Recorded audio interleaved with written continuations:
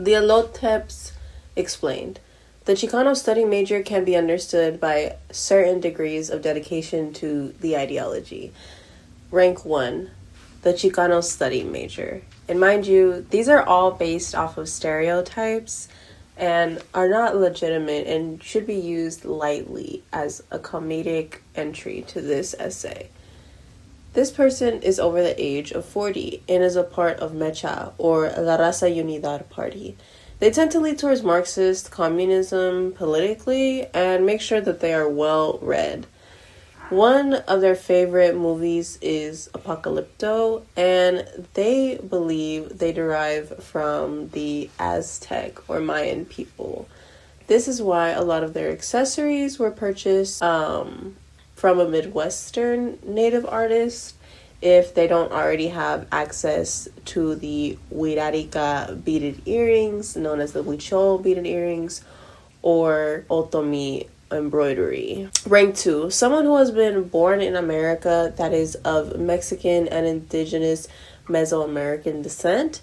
This person, again, will be buying an array of indigenous cultural pieces like jewelry or maybe a huipil as an example. They may offer tarot readings and maybe classes teaching you an ancestral practice that they have learned in passing maybe.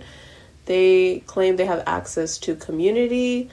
Maybe they have afforded that by money, but not by genuine connection. That means having the ability to afford to visit and profit off of indigenous identity, but not actually having personal relationships with indigenous people.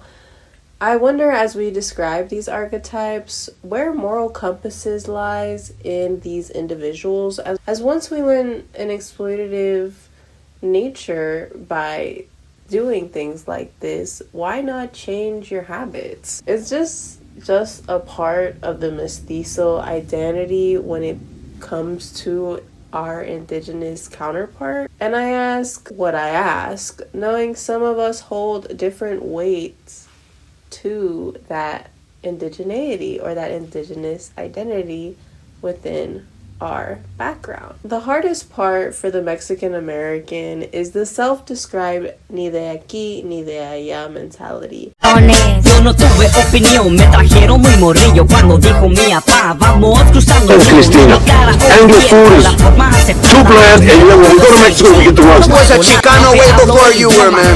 More Mexican than the Mexican, and more American than Americans, both at the same time. It's exhausting. That for me was proposed through movies and secured by insecure Chicanos to invite them to invest into a national identity.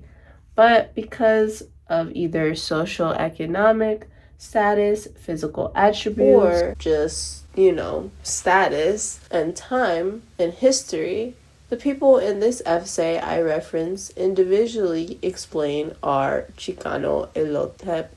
This is not an original idea. This is something my girlfriend always says, but we need a name for Latino equivalent of Hoteps. The guys that are always like, the Mayans, man, the Mayan blood that's in our souls. What do you call that? Do you call that Chicano studies teacher? What do we call that?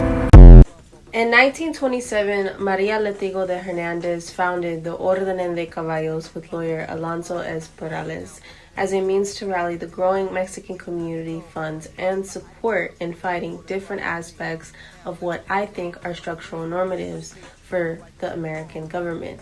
Maria Letigo would leave her hometown in Monterrey, Mexico, due to the Mexican Revolution to Laredo, Texas. Maria was a school teacher in Monterrey and started her midwifery career in Bexar County, Texas in 1927.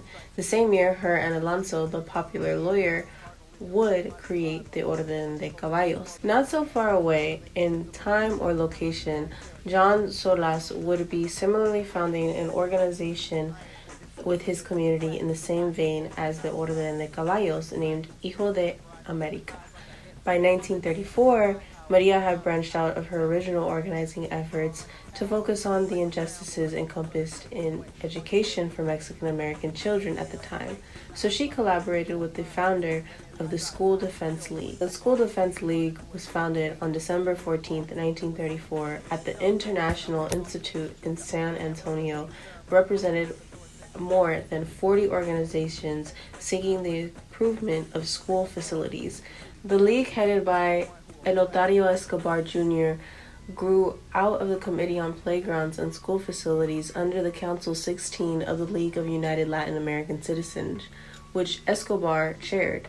Within a few months of its formation, the committee had developed a coalition for school reforms for 73 civic, social, labor, and religious groups representing 75,000 persons. And on October 24th, sponsored a rally that drew 10,000, mostly women and children. This was perhaps the largest rally ever held by Mexican Americans in San Antonio. Be Cynthia Orozco, the person who wrote I'll put her book here, but she's pretty popular in this field of study, wrote these articles that I'm taking from.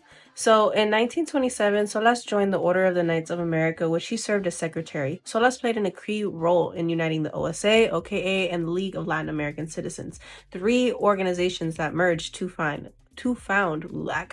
On August 4th, 1928, he represented the OKA on committee to unify the various organizations. He attended the founding conventions of LULAC on February 17th in 1929, and there served on the Committee of Unification, which drew a basis for the organization.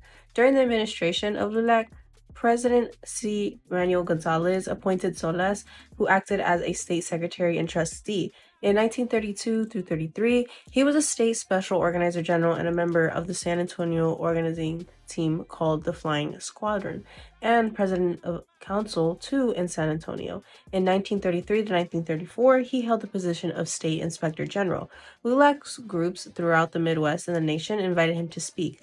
In 1964 through 65, which is more so touching on the Chicano era, he was the national LULAC organizer. Around 1934, Solas was active with the School Improvement League in San Antonio. Cases like Salvatierra versus Del Rio, in helping Mexican students gain civil rights and education. If we consider these positions that Solas and Gonzalez assumed, we have to think of the significance it held at the time in local government to be a Mexican American state organizer general. What dynamics are created from Solas's time being the Secretary of State and trustee of LULAC? What dynamics are created from Solas having, such a deep tie to all 3 organizations and then becoming the trustee and not questioning these things because it's a habit for the left or liberals to be critical of even our own quote-unquote successes, because as you see Solas making his strides in his organizing efforts, he also was able to gain positions in his state that would be able to quote-unquote benefit his community. And that, can be seen as a positive reinforcement for other Mexicans at the time that were experiencing America in that time. And it's a nihilistic approach for me to be, I guess, critical of that if I don't at least acknowledge where that put Mexican Americans up now, like having access to programs that don't discriminate Mexican children. I don't know, really. If I wasn't to complain about this, years later, I was still put in a program where they thought my issue was I spoke primarily Spanish. That wasn't actually what was happening. I didn't need that. So I don't know. Degree. I'm just out here reading and putting what I know together. It's noted that LULAC's original members were a group of economically conservative individuals who maintained a relationship with the Mexican government, as quoted about in the early foundation. Gonzalez would hold the position of the Mexican consulate from 1926 to 1958 and helped the President Roosevelt initiate the Good Neighbors Commission in Texas, which aimed to improve the living conditions and wage issues of the braceros and the famous bracero program being implemented in the United States as the result of a need of labor during the First World War. The same program that inspired Hitler's gas chambers due to the process of using gas as a cleaning tool on braceros. This program would subsequently still not fulfill the need for avocation around these workers who signed up for the job through the Mexican government. Pauline Rochester Kibbe can be summarized by her choices to resign from the Good Neighbor Commission as quoted. A confidential document about the exploitation of the undocumented labor written in 1947 led to Kibbe's departure from the Good Neighbors Commission. She quoted United States immigration officials to the effect that employers refused workers their pay. She also protested the use of braceros because she believed that taking men away from their families caused moral problems. Her findings were reported in the Texas Speculator. Valley growers objected and Kibbe resigned, apparently under the pressure. She charged authorities with imposing a gag rule. As from the beginning of her career, she was able to avoid the access of exploitation within the bracero programs from the workers in the environment.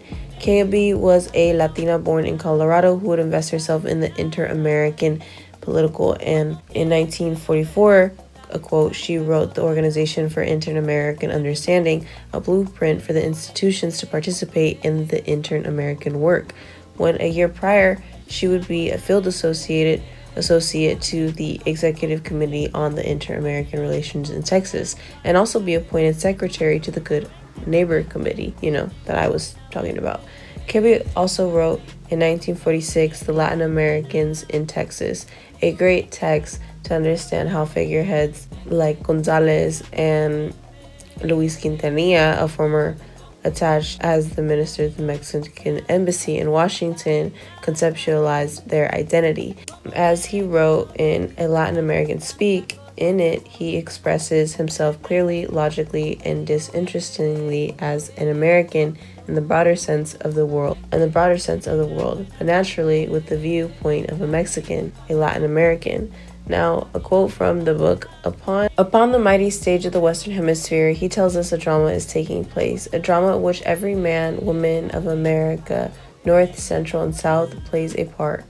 The first act, Independence, is long since finished. The second, Good Neighborliness, has run its course and somewhat overlapped the third act, Inter-Americanism. After interlude, which the gravity of an hour undoubtedly will cut short, our hemisphere will be called upon to play the final act in the organization of a civil world order. Yes, he did say that shit. So these people center themselves with a Pan-American doctrine to further enterprise to own huge capital of each individual country's commodities, wars included. It's presented in the book that this unit of the American republics, that being North, Central, South, is a byproduct of the organized protection against the wars that erupted in Europe, Japan, and Africa. In 1945, the Act of the Chapultepec would be signed to the Conference of the Pan-American hosted in Mexico City, embracing the neoliberal constitution implemented by the Mexican government in 1917. Here is what can be understood as the ceding of entitlement to profit off the land that would be stolen by the Europeans from the Indigenous. So, are these Mexicans not benefiting from the rippling effect of a caste system that benefits a mestizo? People that were able to comfortably settle in times, comfortably is subjective in times of political duress and even being in positions to organize others with the government's access, like Gonzalez specifically, and the Bracero programs and the Good Neighborhood Committee. The cultural implications of being a Chicano varies depending in how someone invests in the identity. I think culturally, since it's more desirable as a white person in America to assume the identity that is generalized, we can see the mestizo feel good in the Chicano uniform for similar reasons.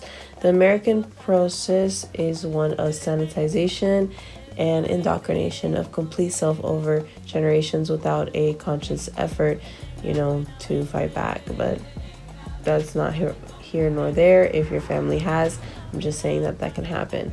So we can give the Chicanos a D- for the effort in addressing material needs for Mexicans in America that reflects the progression of a neoliberal ideology infested in the Mexican political underbelly. Piggybacking the quote I got from the Latin Americans in Texas by the minister of the Mexican embassy in the United States. Now, though fulfilling the Chicano identity comes with the aesthetic comforts of decorating your home, person, and life with indigenous accessory, and hey, I'm guilty of it too as someone who has assumed a Mexican identity through the lens of what others think that's supposed to be. being the third generation born in the United States, my family and the Chicano studies professor, it was interesting to see how both sides of my Mexican dysphoria conceptualize their indigeneity. When most Chicanos speak about being indigenous, they lack the concept that having a genetic tied to a group of people does not make you assume the indigenous title. As being racialized as indigenous or native by Anglo-Americans does not give you the excuse to claim the identity. And the call is coming from inside the house. Now, if you, as a person who is indigenous descent, have practice and community ties, that's your business and prerogative. But as someone who is more than 100 years removed from an identity, a reclaiming process is going to be kind of a waste of time for you. That doesn't mean you get permission to generalize either. What about those who were adopted or stolen from indigenous community? It's going to be interesting for you. And again, this is not a monolithic experience, but what I do notice becomes a monolithic one. What I do notice becomes one is those who are far removed find themselves benefiting from capital of an indigenous product or a ceremony, a chorus or something. I'm just tired of it. What I can say is that indigenous community is tired of us appropriating deep cultural attributes like clothing, accessory, or practice for the sake of our own ego needing to be healed through a colonial wound made that some of us benefited from to an extent in history, i.e. mestizos over indigenous people. What ideas and perspectives were shared within your community about the Mexican government and the American government? And in your experience, what are relationships like between indigenous and mestizos? But this obviously goes off of your lived experience. We don't trust the Mexican government. I, as Purepech, as indigenous people, I feel like we always have to speak up and defend ourselves as a community. That's what I've seen and been told, because one thing that we do have is, also stories. I did grow up with my tata and my nana, which are my abuelitos. My parents, they're from the same community as well. And my tata actually had to fight against the Mexican government because they were trying to take away a piece of land, to the indigenous people. So he became a comunero, what they called it. And, I didn't live that, he did. But you could just also feel it because he did have sleepless nights. He did gather other men from the community and gather signatures, and he would go days without eating or not eating, sometimes all day, to go to the city and try to fight for that, really. But that's what I know with the Mexican government is basically here, you can't trust it. It's we're always, as indigenous people and community, always have to speak up for ourselves. It's funny because I did ask me one time, she was born here. Oh, you don't see yourself as a Chicana? And I was like, no, I don't. Because not only does it not feel right within me, I feel like I would be claiming something that, I know further than that. And I'm not saying I'm superior than that. I'm better. But at the same time, I know what it is to live in a community. I know what it is. My soul literally feels free when I'm within my community, my pueblito, and to say, I'm Chicana, I feel like I'm trying to adapt to something that's not really mine. I don't know if I'm explaining myself, and she was like, oh, okay, because I did Chicano, Chicana, and then Latinx, Latino too, me, I used to be ignorant, I'm Latina, but then I started wait, I'm not, I'm more than that, Chicano's experience, to speak to what you say, this does not feel like something I can identify with. It makes sense to me when I go into the history of how they came to be. That's not the same plight as Indigenous people? Can it be in a parallel conversation? I think so. I think this is why I want to make this essay. But part of me is like, yeah, I do think mestizos should, be even more supportive in these types of spaces and community. But also just be aware of where we're speaking in front of.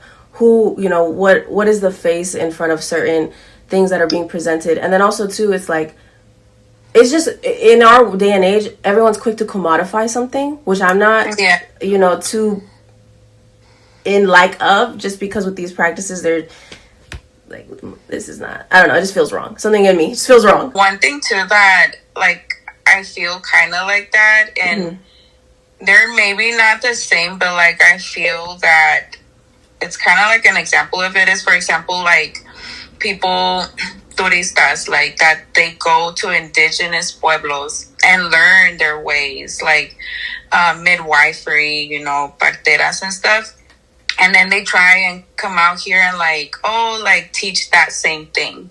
And it's like, to me, it just feels wrong, because it's like, okay, now where are they left at? Like, this is coming literally from generations, and you just took that and now you're trying to teach that.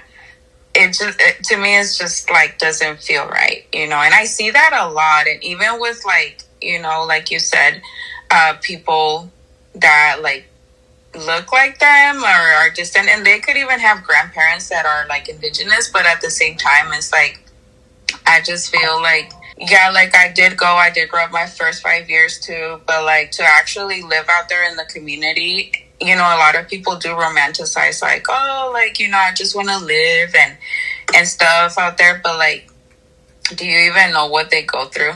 Like, even los artesanos, like trying to get, the thing, like, live out there, it's hard. And, like, I'm not saying it's not beautiful, because I actually do want to go back to my community. Like, I don't want to just like talk about it. Like, I actually want to do things for my community, and when I go out there, it's like my mind literally just like switches, and I'm like, oh, like, I know this person who's just walking down the street. Like, everybody literally knows each other, and I don't know, it's like this feeling of just being within that community that I'm like, I belong here. When she asked me, like, do you consider yourself Chicano? I was like, no, like, it doesn't feel right with me, like, to be like, oh yeah, I'm Chicana, like, and like the trenzas too, I know they're like, coming over here with stuff, but it's like, do you know how much that took for nanas or grandmas to wear them, and like, what they went through, and I feel like now they're just trending, like stuff. And in a way too, as an empath, I do feel like, okay, they're trying to reconnect, they're trying to like, but at the same time, it's like, only if you know what your grandmas went through, like, it's kind of hard. It's kind of hard to explain it. And that's a question too that I get, like, oh, how do I reconnect? And as an indigenous person, I find myself like, whoa, I didn't know how many people are interested. Like, to me, it's something that it's like, I was reading, in our English class, it's called Everyday Use by Alice Walker. And it talks about that, and it talks about like 2 points of views. It's a mom and her 2 daughters, and one of them, like, she went to the city or somewhere to study, and then she comes back, and, it's just her and her other daughter. And she starts saying like, oh, what's that? The butter churner, I think it was. And, oh, I need to keep this. And then, she goes to the blankets and it's like, oh, I need to keep this blanket, so I'm going to hang them up. And to me, it automatically was like, ooh, why? Like, that reminds me of like a museum, how like they want to keep our stuff to admire it, but like, it's like, give it back to like, The last thing I wanted to ask you is, for you, which I think you answered, but I kind of just wanted to summarize. For you, what does it mean to be the indigenous descent versus an indigenous person, and how do these identities hold a different gravity for you personally? Well, it's, like indigenous, descent. It's like you said, like, I feel like a lot of people or mestizos, they try to grasp on, indigenous roots. But like I said, it's not the same as like an indigenous person actually living through that experience itself, because they don't know, like I said, I mean, even including me, like, you have to actually be out there and, like, I want to reconnect. Okay, go and move, where you're from, and like work, trabaja la tierra, like, kind of like do things too. Don't just try to like take that and, I'm indigenous. Don't buy some earrings, boo. We've seen enough. Exactly. We've shown earrings. We've seen enough. Yes. It was so weird. Like, yes. Yeah. No, I know what you're saying, because like that's what I'm saying. Like with that story that I read, the everyday use. Yeah. It's like, okay, you have this person who's like feels the need to hang a blanket that's been stitched, like they're black people, like that's been their stories have been like put together in a blanket, and you feel the need to hang it up.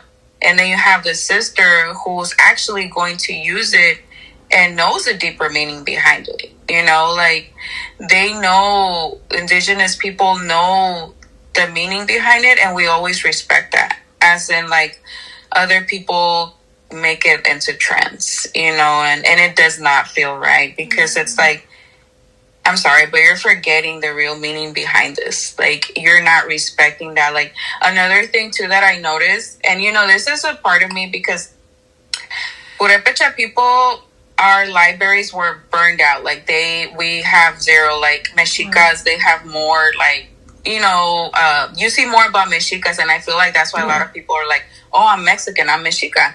But it's like there's a lot of different, like, the Chichimecas, there's like Purepechas, there's other also indigenous people. It's not just the Mexicas. Yes, I know about my culture and stuff, like, and I do come from a religious family, and I respect everybody. Like, you could believe or whatever, but like I feel like everybody has like their path as well. And I'm not religious, so I wanted it to be like more connected to like more stuff like indigenous. And the closest thing that I have, and this was in my early years, and I still do it because I love dancing. So I joined this Calpuli, right? Okay. And like there's other people stuff, and it did feel to me like, wait, am I supposed to be doing this? Because I don't want to feel too like I'm culture appropriating, and they told me like, well, there's other, like, there's even maestros who are purepechas, but they're leading a calpuli and stuff like that. But I just wanted to feel like a deeper connection, instead of just going to church and having like, the saints and stuff that don't even look like me. First of all, like, I'm brown, they're like more, and because when we have these conversations, like, about like Tata Jurita, which means the sun, like, things like that, like, I could just see them light up, and like, wait a minute, like, it's like remembrance, and it just makes me feel like, oh, like, it is in there, like, I just like have to kind of like respect everybody's how they see stuff. And honestly, humbly, like, I don't care about followers, like, not in a way like, oh, I don't give a fuck, like, about them, but it's just like, I don't care about being a so-called influencer. To me, it's just like putting the messages out there, sharing what I know, because I know that I try to say about something that I'm not even sure about. I'm also harming a community, because it's not coming from my lived experience. Everything that I share on my social media is lived experiences, is what I've seen, like what I've lived with my community. I don't want to just start like, oh, I just learned this, let me talk about it, let me, because it's not right either. Like, you, sometimes, like, honestly, I'm gonna be honest with you, like, I feel like I don't have that vocabulary, like big words and stuff. But as an indigenous person, like, I know where you're coming from, and I feel the same way. Like, you're forgetting where this comes from. Like, I don't just like oh yeah, look at me. Like, like my grandma, she always did braids. Like till the day that she died, she had her braids on. I never remember my grandma, like, I'm sorry, I'm getting a little bit emotional, but I never remember her like having other hair, like other hair type, like, or style. She always had her braids, and those are like the people that I truly like, I'm like hold close to my heart, because it's like only they know what they went through too. And my grandma wasn't like trying to like, oh, just show off or nothing. Like it was something they did every day. Or even just other people who try to take stuff, but they kind of just want to do it over ego driven. I don't know if that's the word for it, but and they forget where this really is coming from, and they don't give that respect. And it's crazy because, like, I mean, we see even movies like Coco. I love them. It's a really beautiful movie. But the person who they were inspired by is una abuelita, una nana from Michoacan. And Disney never paid her. Disney just kind of like took that and, okay, we got your image, we got what we wanted, this is how it was. And she never got anything. She never got paid. And then to top it all off, she just wanted to live her normal life. But because of that movie, a lot of people would just go try to take pictures. They had all her house, like, with all these things, and she just wanted her normal life back. But because of that movie, like, that was kind of like taken away from her. And I feel for, a lot of Indigenous people who just get things taken away. Same with the parteras, like, they want to go and learn so bad, and then they come here and try to get classes and live off that. But it's like, you're forgetting something, you're forgetting the real meaning too. And so I'm glad, I'm sure there's always going to be opinions like, oh, you shouldn't be doing this, right? But, from me, from an Indigenous person, like, I'm proud of you, and I'm happy that you're speaking up on this, because, it's not really talked about, and